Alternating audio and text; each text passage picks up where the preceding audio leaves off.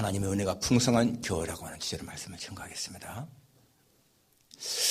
한 사람의 신앙은 이렇게 성장할 때가 있는가 하면은 또 퇴보할 때가 있고 그렇습니다. 그렇죠? 네. 항상 성장만 한다면 좋겠지만은 또 약해질 때도 있고 그렇습니다.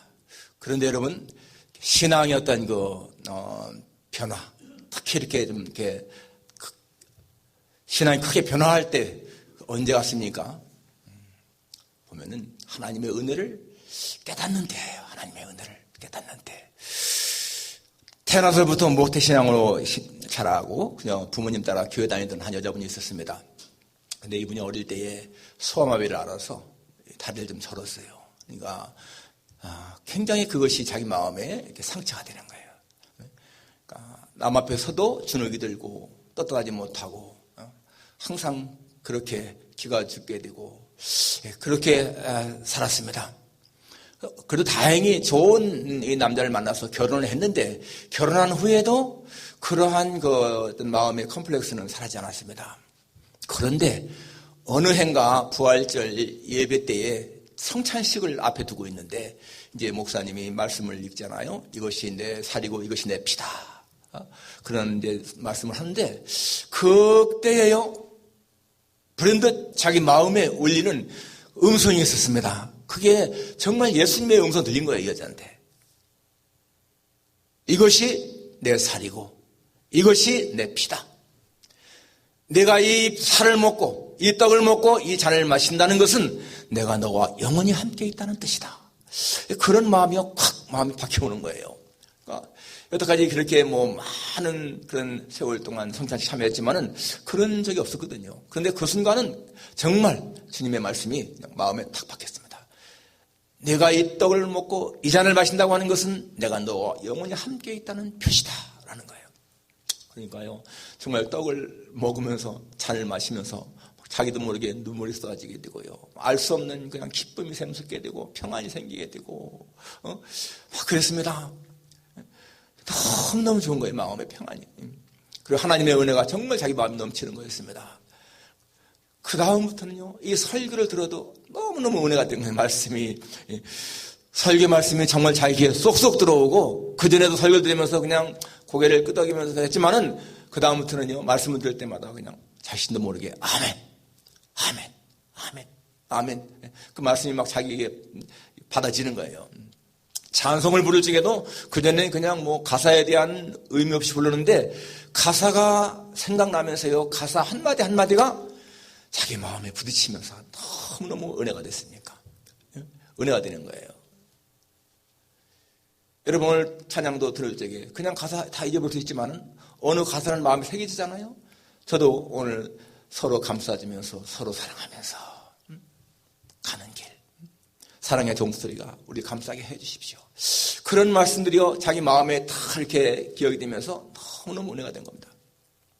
그 다음부터는 자신이 이 다리를 저는 것 때문에 가졌던 그러한 부끄러움, 이런 게 사라지는 거예요. 당당함이 생기는 거였습니다. 내가 하나님의 사랑받는 딸이구나. 그런 의식. 진짜 하나님의 은혜가 자기한테 막 그렇게 임하니까요, 이 다리 저는 건 문제가 안 되는 거예요. 그리고 항상 예배 시간에 진짜 일찍 나와서 기도로 준비하게 되고 예배 시간이 기다려지고 사모하게 되고. 여러분 정말 은혜의 힘이요, 얼마나 큰지 모르죠. 우리 다 한 번쯤은 체험했을 거예요. 하나님의 은혜가 충만할 때만큼 그렇게 기쁠 때가 없잖아요. 그러니까 교회 일에 열심히 봉사하게 되니까 주위 사람들이 그분만 보면 은혜가 되는 거예요. 그렇게 조금 이렇게 불구인데도 전혀 개의치 않고 그렇게 밝은 표정으로 그렇게 열심히 봉사한 걸 보면서요, 그 교회의 분위기가 바뀌었다는 겁니다. 한 사람이 은혜 받게 되면은요, 진짜 교회 분위기가 바뀌잖아요. 오늘 이 본문은 안디옥 교회에 대한 내용입니다. 여러분, 이 안디옥 교회는 저 이방인 교회예요. 예루살렘 교회에서 먼 이방인들이 세운 교회입니다. 그리고 이 안디옥 교회는 교역자가 먼저 개척한 것이 아니고 그냥 평신도들이 모여서 처음에 시작한 교회예요. 나중에 바나바와 이 사울을 파송하지 않습니까? 예. 근데 이 교회가 굉장히 은혜스러웠다는 것입니다. 여기 23절에 보니까 이 바나바가 이르러 하나님의 은혜를 보고 기뻐하여, 이 평신도들끼리 세운 교회인데 바나바가 가보니까 하나님의 은혜가 너무 충만한 거예요. 너무나 마음이 기쁨이 있다는 것입니다. 저희 교회 41년 전에 이 교회 세워질 적에도요, 사실 저희 교회도 목사님이 있어서 개척한 것이 아니고 그냥 평신도들 5가정이 처음에 모여가지고 교회를 세웠잖아요. 그리고 몇 가을 3월 달에 세우고 그 다음에 한 7월 정도에 우리 이인재 목사님을 일대 목사님으로 모셔와서 이제 시작된 교회인 것입니다. 예. 보통 여러분 30년 하면 우리가 1세대 하는데 41년이면 1세대보다 훨씬 지난, 제가 30대 한 후반쯤에 왔는데 벌써 70대니까 30대, 40대, 50대, 60대, 70대를 이 교회에서 이렇게 지내고 있습니다. 정말 그동안에 저희 교회에 그런 어려움 없이 잘 지내고 평탄하게 지내왔는 거 너무너무 감사한 거예요. 여러분, 은혜가 풍성한 교회는 성도들의 표정을 보아도 달라집니다. 예? 여러분, 은혜가 풍성한 교회는 성도들이 표정이 밝다는 얘기예요. 말도 긍정적으로 하게 되고요. 불평이나 원망 그런 말이 없잖아요. 예배도 역동적이고 찬양도 뜨겁고, 얼마나 감사한 것입니까? 정말 우리가 신앙생활을 이렇게 한다는 것이 얼마나 감사한 것인가. 예, 저희 교회 성도님들이 이렇게 하나님 앞에 나와서 예배드릴 때마다 기쁜 마음으로 예배드리는 거, 이거는 정말 하나님에게 감사해야 할 그런 복인 것을 우리가 기억해야 됩니다. 자, 우리가 이 안디옥 교회를 보면서 이렇게 은혜가 풍성한 교회가 어떠한 교회인가, 또 우리가 계속해서 이러한 교회를 이루어야겠다는 것입니다. 첫째는 복음이 바르게 전파되는 교회다. 복음이 바르게 전파되는 거예요. 여기 1절에 스데반의 일로 일어난 환란으로 말미암아 흩어진 자들이 베니가와 구브로와 안디옥까지 이르러 유대인에게만 말씀을 전하는데, 그중에 구브로와 구레네 몇 사람이 안디옥에 이르러 헬라인에게도 말하여 주 예수를 전파하니. 여기 사람들이 가서 유대인들에게만 말씀을 전했다. 이것도 다 전도잖아요. 하나님 말씀 전거하는 거. 그런데 20절에 보니까 구브로와 구레네 몇 사람이 안디옥에 이르러 헬라인에게도 말하여 주 예수를 전파했다. 여기 주 예수를 전파했다 하는 말이 굉장히 중요한 거예요. 그 사람들은 이방인들에게도 전했다는 겁니다. 그 당시 유대인들은 아무래도 그 민족 그런 주의자이기 때문에 우리 유대인들에게 구원받자, 이게 먼저였습니다. 그런데 거기 같은 사람들은 이방인 헬라인에게도 복음을 전하자. 이게 그 당시 여러분이 헬라인에게 복음을 전하는 거 이게 쉬운 일이 아니었거든요. 그런데 그 사람들은 헬라인에게 복음을 전한다. 그래서 이 안디옥 교회가 헬라인들, 이방인들 중심으로 된 그러한 교회였고, 결국에는 이방 선교의 아주 이 전초 기지가 된 그러한 교회 아니겠습니까? 네. 아무튼 간에 이렇게 해서 수많은 사람들이 이제 예수님을 믿게 되었다라는 것입니다. 여러분, 바르게 복음이 전파되어야 예수님의 삶이 생기는 거예요. 주 예수를 전파하니 그들의 핵심은 주 예수, 예수 전파. 1863년에 영국에 23살 된 토마스라고 하는 청년이요, 목사 안수 받자마자 자기 갓 결혼한 아내를 데리고 중국에 왔습니다. 중국에 와서 전도하는데 그 아내가 불과 한 3, 4개월 만에 풍토병에 걸려서 세상을 떠났어요. 갓 결혼해서 왔는데 아마 결혼한 지 1년도 안 됐을 거예요. 이러면 얼마나 상심이 되겠습니까? 그는 중국 땅에 자기 아내 시신을 묻으면서요, 너무 좌절감, 절망감, 실망, 정말 좌절했어요. 내가 하나님의 일을 하기 위해서 이렇게 아내와 함께 왔는데 왜 하나님이 살아계시다면 이렇게 젊은 내 아내를 데려갈까? 이게 저 마음에 의심이 되잖아요. 그래서 선교를 포기할까 생각했습니다. 그런데 그런 가운데에서 바로 중국 옆에 있는 조그만 나라, 조선이라고 하는 나라가 눈에 들어왔고요, 그 나라에서 자기를 부르는 걸 느꼈습니다. 마치 바울이 저 들어와에서 어떻게 할까 하는데 밤에 환상 가운데 그 마게도냐 사람이 환상 가운데 건너와 우리를 도와라, 그걸 보잖아요. 그래서 저들이 우리를 부르는구나 하고 건너가서 복음을 전한 것이 바울의 그 2차, 3차 전도 여행 아니겠어요? 그래서 마게도냐를 건너가서 결국 유럽에 복음화된 거예요. 그래서 이 토마스도 1865년에 백령도에 들어와서 복음을 증거하고 성경책을 나눠주고 그렇게 한 몇 개월 동안 하고 돌아갔습니다. 그리고는 1866년 그 다음 이듬해에 제너럴 셔먼홀 타고 대동강을 거슬러 올라가다가 조선 군사들에게 피격을 당해서 결국은 모래사장에 거기에 서게 되고 결국 군사들이 칼로 와서 죽이잖아요. 자기는 칼에 찔려 창에 찔려 죽으면서도 성경을 내주면서 예수를 외쳤습니다. 그게 토마스 선교사님의 순교였습니다. 예수를 증거하기 위해서 그렇게 젊은 나이에 26살의 나이에 목숨을 바친 거예요. 예수 이름을 증언하기 위해서. 바로 한국 교회가 복된 교회가 된 것은요, 그러한 순교의 피후에 세워진 교회였기 때문에 세계 유례가 없는 그러한 교회 부흥이 일어난 것이고요. 그렇게 세계 선교를 지금도 감당하고 있는 것을 알 수가 있습니다. 교회는 여러분 정말 사람이 많다고 해서 강한 것도 아니고 돈이 많다고 해서 강한 것도 아니고 이렇게 예수 위해서 생명을 바칠 수 있는 그러한 사람들이 있을 때에 교회가 강한 것을 볼 수가 있습니다. 정말 십자가에서 주님과 함께 죽는 체험을 하게 되고 바울처럼 내가 그래서 함께 십자가에 못 박혔다. I have been crucified with Christ. 내가 have been crucified with Christ. 주님과 함께 십자가에 못 박혔다. 라고 하는 그러한 체험이 있는 것 중요한 것이죠. 그래서 여러분 정말 교회는 사람이 많은 것 중요한 것이 아닙니다. 정말 예수님을 위해서 죽을 각오가 되어 있는 사람. 당신은 예수님을 위해 죽을 각오가 되어 있습니까? 라고 물을 적에 Yes, I'm ready to die for Christ. I'm ready to die for Christ. 그런 사람이 있으면요 진짜 교회는 강한 거예요. 정말 많은 사람들이 예수님 구주로 고백해도 내가 예수님을 위해 죽을 각오가 되어 있습니다. 이거 고백이 쉽지 않거든요. 바울 보십시오, 여러분. 바울이 2차 전도여행을, 3차 전도여행을 마치고 이제 예루살렘으로 귀환할 때에 가이사라에 이르렀는데 거기에서 아가보라고 하는 선지자가 바울의 띠를 갖다 자기 허리에 두르면서 자기를 묶으면서 바로 예루살렘에서 유대인들이 이 띠 임자를 이렇게 결박할 것이다. 가면은 바울이 체포된다는 거예요. 결박된다는 거예요. 그러니까 거기에 있는 사람들이, 기자들이 가지 말라고 가면은 잡히니 가지 말라고.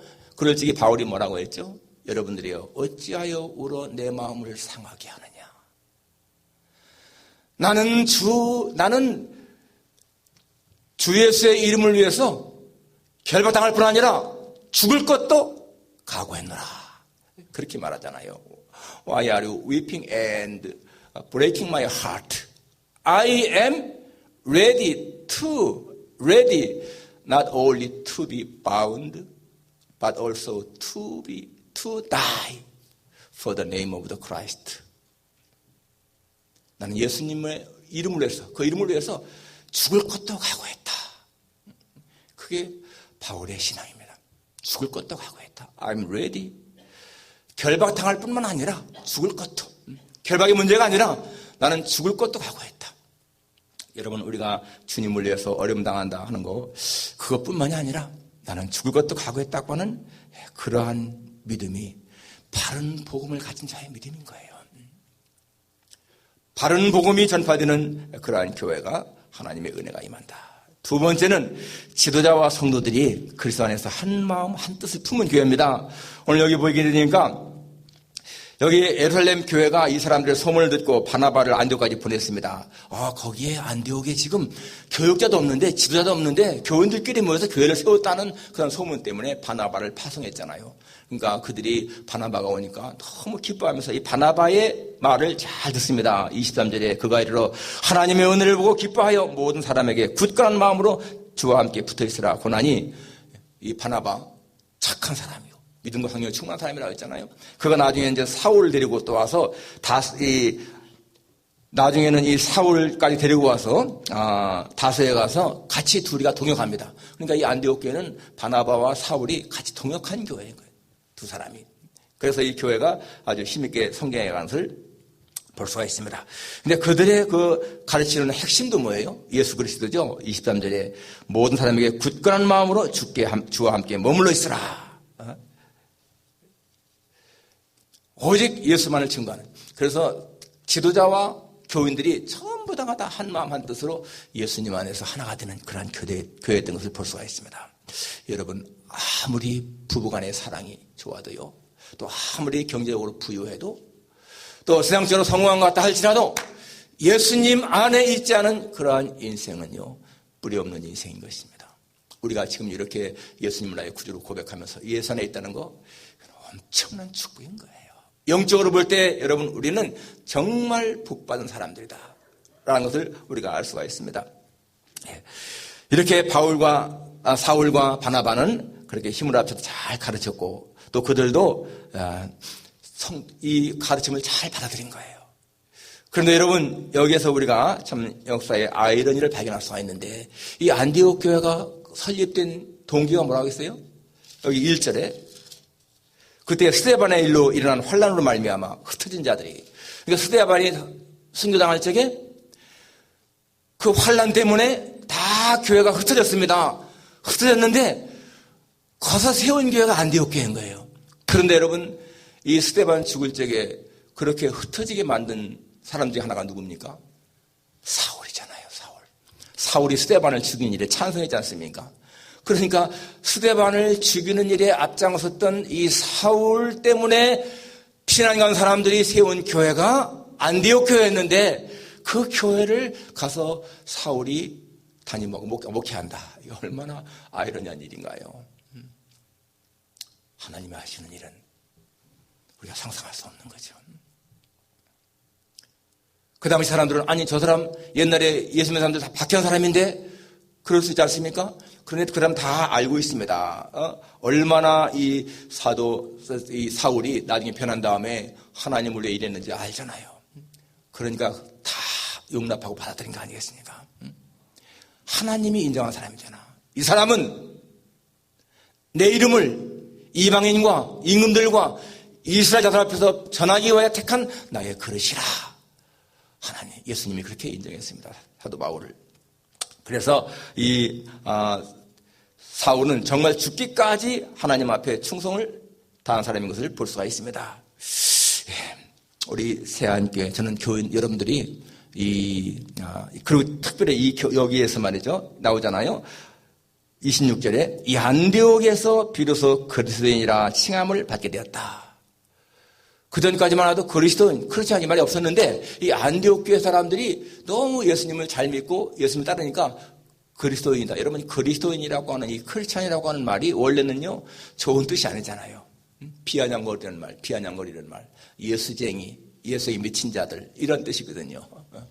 우리도 지금 예수쟁이 그러면 어떻습니까? 예수쟁이, 예수에게 미친 자야, 그런 의미잖아요. 그리스도인, 원래 마찬가지입니다. 아주 그리스도인에게 붙어있는 사람들이구나, 그렇게 별명을 얻었는데, 그것이 지금은 그리스도인, 얼마나 좋은 말이 되었습니까? 예수쟁이라는 말, 여러분 절대 나쁜 말 아닌 거예요. 진짜 예수님에게 모든 걸 다 쏟는 사람이 예수쟁이잖아요. 저는 여러분들이 그런 말 들어서 참 좋겠어요. 예수쟁이. 그리고 저희 교회가 지금까지 정말 오랜 세월 동안 같이 이렇게 목사, 장로, 또 권사님들, 평신들 모두가 다 한마음 한뜻으로 이렇게 생활해 온 거 너무너무 감사한 거예요. 저희 교회는 여러분 대개 교회 가다 보게 되면요, 이렇게 파가 있어요. 이렇게 뭉치고 이런 파당이 있는데 저희 교회는 그게 없잖아요. 너무너무 감사한 것이죠. 마지막 세 번째는 빚진 자 의식으로 선을 행하는 교회다. 하나님의 은혜가 풍성한 교회는 이 빚진 자 의식으로 선을 행하는 교회. 오늘 27절 이하 보게 되면은, 그때 선지자들이 예루살렘에서 안디옥에 이르니 그 중에 아갑으로 하는 한 사람이 일어나 성경으로 말하되 천하에 큰 흉년이 될지라 하더니 글라우디오 때에 그렇게 되니라. 제자들이 각각 그 힘대로 유대에 가 사는 형제들에게 부조를 보내기를 작정하고 이를 실행하여 바나바와 사울의 손으로 장로들에게 보내니라. 그때 막 흉년이 들어가지고 유대에 있는 교회들이 어려움을 당할 때에 이 안디옥 교회에서 헌금을 모아가지고 유대 교회에 부조를 보냈다는 거예요. 이것이 여러분 왜 중요한 것인가 하면은, 그 당시에 유대 교회는, 예루살렘 교회는 유대인들이 중심이잖아요. 그리고 이 안디옥 교회는 이방인들이 중심이거든요. 그래서 사실상 유대 교회에서 이 바나바를 파송하고 이렇게 사울을 또 데려다가 했지만은 보이지 않게 저 사람들은 이방인 교인들이야 하는 그러한 어떤 차별이 있었습니다. 그렇기 때문에 예루살렘 교회에서 볼 적에는 그 안디옥 교회가 아주 뭐 그렇게 썩 좋은 이미지가 아니었다는 거예요. 이방인들이기 때문에. 그래서 뭔가 좀 차별이 있었는데 거기에 대해서 여러분 이 이방인 교회 안디옥 교회는 그런 거 가리지 않고 부조를 했다. 이게 굉장히 성숙한 교회의 모습이죠. 왜 그랬을까요? 이 안디옥 교회는 예루살렘 교회의 은혜를 안 거예요. 어쨌든지 간에 이 예루살렘 교회에서 은혜 받은 사람들이 와서 처음에 복음을 전했고 세워진 교회이기 때문에 자기들은 예루살렘 교회의 빚진 자들이다 하는 그런 마음이 있었던 것입니다. 그렇기 때문에 그 빚 갚는 심정으로 그렇게 했다는 거예요. 정말 여러분 우리가 하나님의 은혜를 받는다고 하는 것이 뭔가 하면요. 하나님에게 내가 빚진 자 의식 갖고 그 빚을 갚으려고 하는 선한 의지 나타날 때 그게 정말 은혜 받는 사람의 모습인 것입니다. 내가 하나님에게 받은 사랑을 다른 사람들에게 청천해야 한다. 그래 갚아야 한다. 여러분 사도 바울이 그렇게 열심을 다해서 복음을 증거하는 한 그 이유도 자기는 빚진 자라고 하는 생각 때문에 그렇습니다. 빚진 자. 자기는 사랑의 빚진 자다. 예수님에게 빚진 자다. 그렇잖아요. 자기는 핍박자, 포행자, 박해자였는데 그렇게 하나님이 자기를 긍휼히 여겨서 사도의 직분을 맡겼다. 너무너무 감사한 거예요. 그러니까 사도 바울은 죽기까지 충성을 해도 아낌없이 그렇게 일했던 거죠. 오늘 모든 교회는 마찬가지입니다. 우리 모든 교회는요 다 하나님의 사랑에 빚진 사람들인 거예요. 그렇기 때문에 우리는 정말 그 사랑의 빚을 갚기 위해서 힘을 써야 됩니다. 사회를 위해서 또 교회를 위해서 뭔가 이렇게 빚 갚는 것 해야 한다는 얘기예요.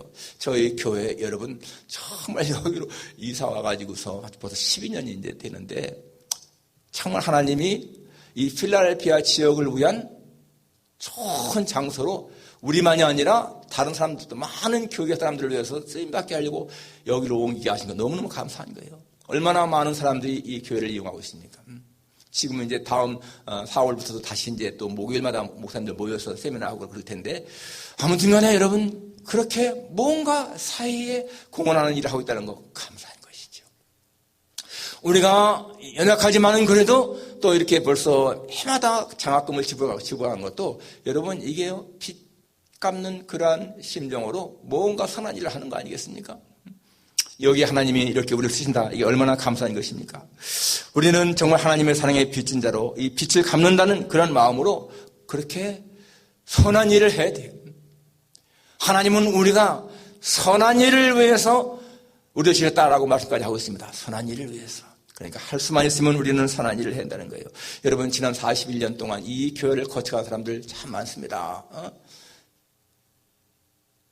많은 분들이 왔다가 물론 떠나갔죠. 떠나갔어도 그러나 신앙을 버리지 않고 어디에선가 지금도 신앙생활을 하고 있기 때문에 저는요 이 교회를 거쳐간 사람들에게 항상 감사한 마음을 갖고 있습니다. 우리가 이렇게 평안하게 건물을 가지고 신앙생활을 하는 거 여러분 다 많은 분들의 피땀이 있던 거예요. 우리는 그걸 기억하면서 정말 우리 남은 생애를 정말 하나님 앞에 그렇게 더 선한 일을 위해서 해야 되겠다. 여러분 많은 사람들이 이 교회에 와서 예수님 만난 사람들이 많지 않습니까? 또 그 사람들이 다른 사람에게 전도하고 또 그 사람들이 또 다른 사람들에게 이게 얼마나 많이 이어져 가겠습니까? 특별히 지금까지 남아서 이 교회를 위해서 일하시는 여러분들, 섬기는 분들 감사해요. 제가 주부에 냈죠. 거기 보게 되면 30년 플러스 하신 분들 30년 플러스면 30년 이상 되신 분들인 거예요. 우리 인현숙 권사님, 저희 김창수 장로님, 민성기 장로님 25년 이상은 박연식 집사님, 강두원 집사님, 안상익 장로님, 박성화 집사님 가족, 정미애 집사님 또 20년 이상은 엄차옥 전사님, 한기붕, 안주환 장로님, 안흥만 집사님, 김선아 집사님 또 15년 이상은 이성우 장로님, 이영재 집사님, 전정도 목사님, 이종인 집사 장로님. 벌써 15년, 20년, 25년, 30년. 그렇게 긴 세월했지만은 여러분, 같이 우리가 한 곳에 모여서 같이, 같은 성도들로서 하나님 섬긴다. 이게 너무너무나 감사한 거죠. 저는 이 교회 33년째 지금 목회하고 있으면서 진짜 큰 어려움 없이 평안한 마음으로 행복하게 목회한 것에 대해서 너무너무 감사하고요. 저의 인생 전체가 여기에 거의 다 바쳐졌잖아요. 30대 후반부터 40대, 50대, 60대. 그러나 정말 후회가 없고 감사하고 하나님의 은혜가 너무나 감사하고 또 좋은 성도들 만나서 지금까지 이렇게 지내는 것이 너무나 감사하고 앞으로도 이 교회는 하나님의 은혜가 항상 풍성해서 끊임없이 복음을 증거하고 많은 사람들에게 주님을 나타내는 그러한 빛으로서의 사명을 감당하는 그런 교회가 되기를 진심으로 축원합니다. 기도하겠습니다.